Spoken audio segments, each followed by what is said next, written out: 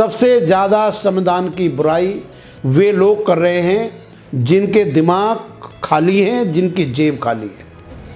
कि बाबा साहब डॉक्टर अम्बेडकर ने संविधान में ये गलती करी है, ये नहीं करा, या ये कमी है, या ये संविधान में ये बात बाबा साहब ने नहीं लिखी। तो ये वो लोग हैं जो हिंदी मीडियम के पढ़े हुए हैं, ये वो लोग हैं जो बाबा साहब के पवित्र संविधान की अस्मिता को खंडित करना चाहते हैं अपनी वज्रलेप मूर्खता के विचारों के कारण। जो शुल्कास्ट ये कहना चाहता है कि बाबा साहब डॉक्टर अम्बेडकर ने भारत के संविधान में ये कमी छोड़ी या उनकी नहीं चली या उनके विचार ये हैं। 1905 में एक पुस्तक प्रफुल्ल चंद्र राय ने the history of Hindu chemistry में लिखा कि भारत के गुलामी के और भारत के पतन के दो प्रमुख कारण हैं। पहला कारण है कि कास्ट सिस्टम वर्ण व्यवस्था के कारण भारत के लोगों में आपसी फूट है, जिसके कारण वो गुलाम बने। वो गुलाम अंग्रेज़ों के बने, टर्किश के बने, ब्रिटिश के बने, और जब भी भारत गुलाम बना केवल जातिवाद के कारण बना, जिसके लिए ब्राह्मण धर्म या हिंदू धर्म जिम्मेवार है। दूसरा कारण उन्होंने बताया कि भारत की प्रगति न होने का एक कारण भारत में नॉन साइंटिफिक एजुकेशन का, वेद और गीता की शिक्षाओं का प्रचार है, जो अंधविश्वास के प्रतीक है। तीसरा मेरा मेन मकसद ये है इस वाली बात को स्पष्ट करने का कि आज भारत में 26 नवंबर को संविधान दिवस मनाया जाता है, लेकिन मनुवादियों से अधिक जो संविधान के विरोधी हैं वो दलित शुल्कास्ट के लोग हैं जो संविधान को खतरे में डाल रहे हैं।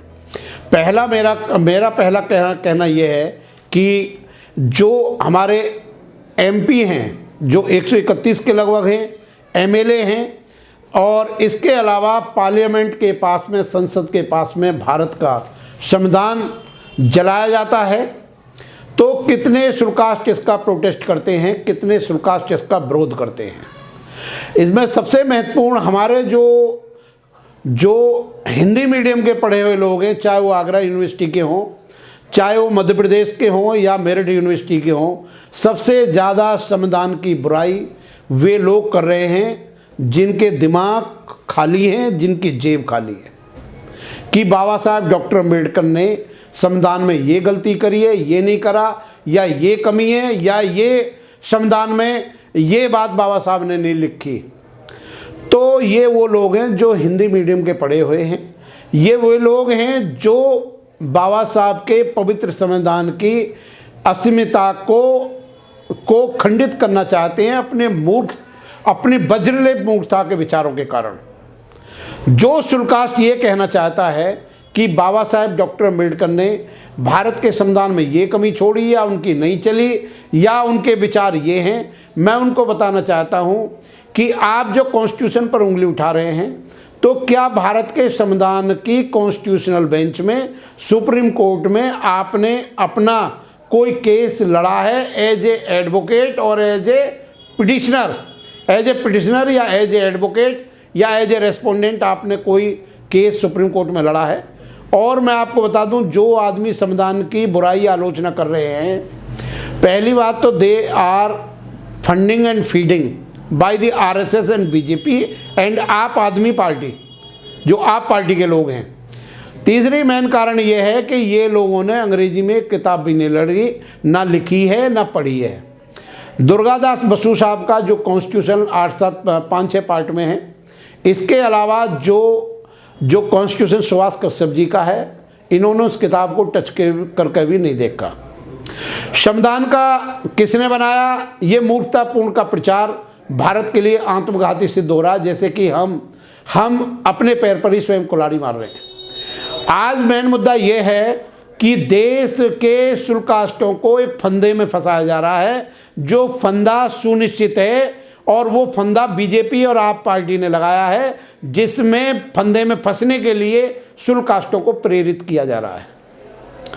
जो लोग संविधान की आलोचना करते हैं कि जी उन्होंने ये कहा, ये BN राय ने लिखा उनका, मैं 5 नवंबर 1949 का दिए गए भाषण जो एक सदस्य थे संविधान समिति के टी कृष्णाचार्य जी, उन्होंने ये कहा कि हमारा एक जो साथी था वो विदेश चला गया, एक मर गया, 2 विदेश चले गए, 2 बीमार रहे। पूरा संविधान का जो फादर ऑफ द कॉन्स्टिट्यूशन है वो केवल बाबा साहब डॉक्टर भीमराव अंबेडकर हैं, जो बोधिसत्व हैं। इसलिए दूसरी मैं और एक बात बताना चाहता हूं, इसके अलावा पंडित जवाहरलाल नेहरू ने खुद पार्लियामेंट में बात बोली है कि पूरा भार इस भारत के संविधान को बनाने का डॉक्टर अंबेडकर में को प्राप्त हुआ है। कनाडा जैसा मुल्क या दूसरे मुल्कों का संविधान 15-15, 16 साल में, 12 साल में बनकर तैयार हुआ है, जबकि हमारा संविधान 2 साल 18 दिन और 11 महीने और 18 दिन में बना। तो इससे कम समय में दुनिया का कोई भी संविधान नहीं बना है। ये विश्व का सबसे ज़्यादा विस्तृत संविधान है और भारत के संविधान के बाद दूसरे नंबर पर नाइजीरिया का संविधान आता है। तीसरा सबसे इम्पोर्टेंट ये है कि आज भारत के लोग, आज भारत के शुल्काष्ट मनुवादियों से अधिक भारत के संविधान के विरोधी किस प्रकार हैं। जो हिंदुओं ने वर्ण व्यवस्था बनाई है, वर्ण व्यवस्था में जो पंडित है, ब्राह्मण, क्षत्रिय या वैश्य, उनमें आपस में कोई झगड़ा नहीं है। उनमें आपस में कोई ना तलवार चल रही है, ना तीर चल रहा है, ना एक दूसरे की आलोचना हो रही है, ना मुकदमेबाजी फंस रही है। लेकिन शुल्काष्टों में जो कास्ट सिस्टम ब्राह्मणों ने पैदा करा है, उनमें आप ये कह सकते हैं कि धीमर समाज पूरी तरह से बीजेपी की गिरफ्त में है, गैर संविधान का विरोधी है, डॉक्टर अम्बेडकर का विरोधी है, और खटीक समाज का पूरा योगदान एक पब्लिक पर्पज़ के लिए नहीं है, जो कि शुल्काष्टों के अंदर होना चाहिए। और जो वाल्मीकि जाति के लोग हैं, उनका भी एक बहुत बड़े पैमाने पर, कुछ अगर बुद्धिजीवियों को छोड़ दिया जाए तो उनका भी कोई सहयोग नहीं है। वो एंटी कॉन्स्टिट्यूशनल हैं, एंटी अम्बेडकर हैं, और आप कह सकते हो कि एंटी चमारो जाटव हैं, जो संविधान के महत्व को नहीं समझ रहे। और मैं आपको एक एग्जाम्पल बताना चाहता हूँ शुल्काष्टों के प्रति, जो बहुत ज़्यादा इम्पोर्टेंट है। पहला है कि एक टारफून नाम की बुक है, जो एक बड़ा फेमस नोवेल है। उसमें बताया गया कि एक जहाज़ महासागर में टकरा जाता है, जिस जहाज़ का डूबना लगभग तय है, हर कीमत से, हर एंगल से निश्चित है। उसमें कुछ चीनी कुली हैं जो एक दूसरे की हत्या कर रहे हैं, एक दूसरे का सामान चोरी कर रहे हैं, एक दूसरे की आलोचना और बुराई कर रहे हैं। आज भारत में जो बहुजनों का जहाज है वो पूरी तरह से डूबने के कगार पर है, और इसका मेन कारण, इनकी गुलामी का शुल्काष्टों की मेन कारण यह है कि इनके शुल्काष्टों के अंदर स्वयं में कास्ट सिस्टम है, जातिवाद है, और ये वाल्मीकि की विचारधारा अलग है, खटीक की अलग है, और धोबी की अलग है, धीमर की अलग है, जाटव की अलग है, जाटव चमारों की अलग है। तो ये जो विचारधारा है, ये जो कंसेप्ट है इनकी, बहुत ज़्यादा जहरीली हो गई है। और मैं आपको बताऊं कि भारत के संविधान के बारे में, कि अभी दिल्ली की एक अदालत ने कहा कि जिसने संविधान जलाया था, संविधान की कॉपियाँ पार्लियामेंट के पास जलाई थी, कि ये आतंकवादियों से भी ज़्यादा खतरनाक है। भारत का संविधान हमारे लिए उसी प्रकार पवित्र है जैसे हमारे शरीर पर त्वचा, हमारी जो स्किन है, अगर कोई इसको चीरे तो खून निकलने आता है, हम चिल्लाने लगते हैं। भारत के संविधान को बचाना, सारे देश के एकता और अखंडता को बचाना है। जो भारत के संविधान के टुकड़ा करना चाहते हैं, वो भारत में बौद्ध संस्कृति को, बौद्ध कल्चर को ख़त्म करना चाहते हैं। जो भारत के संविधान के विरोधी हैं, वो समानता के विरोधी हैं। आप समानता के बारे में, इस वाले जब समानता के सिद्धांत को या वोट डालने के अधिकार को जब लोगों ने विरोध करा, तो बाबा साहब डॉक्टर अम्बेडकर ने कहा था कि अगर आप संविधान के क्षमता का जो आर्टिकल 14 है कि आप इक्वलिटी, समानता का, अगर समानता का सिद्धांत या समानता को नहीं मानने वाले हो, तो मैं इसका case international court of justice में डाल देता हूं, और वहां पर आप इस बात की पैरवी करना कि किसी आदमी को समानता का सिद्धांत मिलना चाहिए या नहीं मिलना चाहिए, और जो 21 साल का बालिग है उसको right to cast the vote डालने का अधिकार मिलना चाहिए।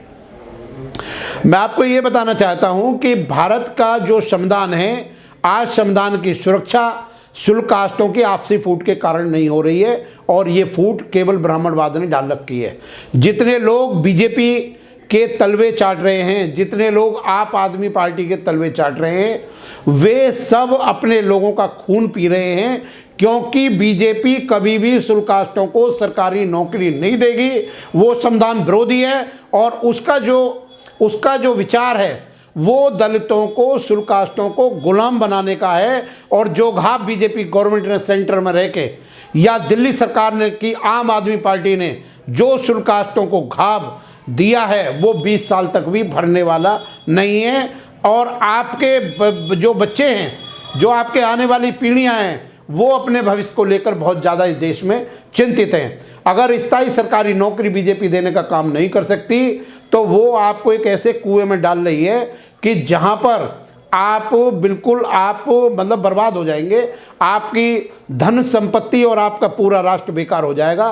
तो हर तरह से for the Paramount of the welfare of the शुल्क कास्ट संविधान को बचाना है, और संविधान जब ही बच सकता है जब बीजेपी को इलेक्शन में हराया जाए और आप आदमी पार्टी को हराया जाए।